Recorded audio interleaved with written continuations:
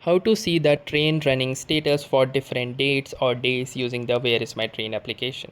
So hey guys, welcome to this quick and easy tutorial, and in this tutorial I will be guiding you through the steps on how you can check on the train status, whether it is constantly running on time or it is always late, using the Where is my train application for Android and iOS.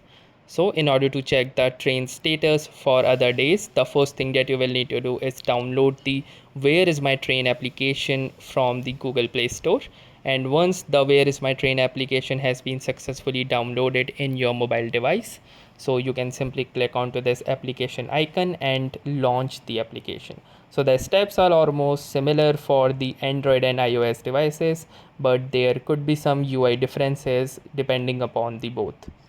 Then once you are inside the application, you will need to link your PNR number, or you can also search for train number or train name.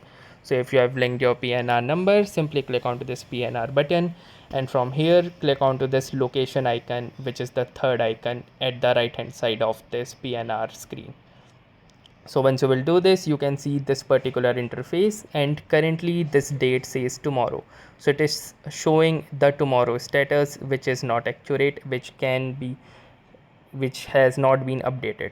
So if you want to see the today's status, you can simply click onto this drop down arrow and select today from here, and now you can see that this train is currently at this particular station, and as you can see, it arrived here 8 minutes late than the usual time.